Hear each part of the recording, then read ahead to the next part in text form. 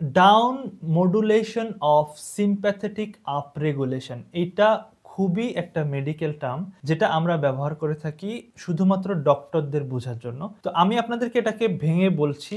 বিষয়টা হচ্ছে, যখন আমাদের বডিতে সিম্প্যাথেটিক নার্ভের আনস্টেবিলিটি বা অস্থিতিশীলতা তৈরি হয়, তখন আমাদের এক ধরনের ডিজিজ হয়, যেগুলো যেমন উচ্চ রক্তচাপ বা হাই ব্লাড প্রেশার যেটাকে আমরা বলি। তো এই ধরনের ডিজিজগুলো আমাদের শরীরে কিন্তু, বা স্ট্রেস বা ডিপ্রেশন, এই ধরনের ডিজিজগুলো আমাদের বডিতে হতে থাকে। তো আকুপাংচার আসলে কি করে? আকুপাংচার এই down modulation of sympathetic up রেগুলেশনের মাধ্যমে আকুপাংচার সিম্প্যাথেটিক নার্ভের এই আনস্টেবিলিটি বা অস্থিতিশীলতাকে কমিয়ে আনে। ফলে এই ধরনের যে রোগগুলো আছে সেগুলো ট্রিটমেন্ট করা সহজ আকুপাংচারের মাধ্যমে। এবং আমরা যদি এই ধরনের কোনো ডিজিজ দেখি, ডিপ্রেশন বা ঘুম ভালো হয় না, অথবা এই ধরনের, অর্থাৎ সিম্প্যাথেটিক নার্ভের অস্থিতিশীলতা বা আনস্টেবিলিটির জন্য যেই ডিজিজগুলো হয়, সেগুলো আমরা আকুপাংচারের মাধ্যমে ট্রিটমেন্ট করতে পারি। তাহলে অনেকগুলো মেকানিজম থাকার পরেও আমরা দেখলাম যে আকুপাংচার মূলত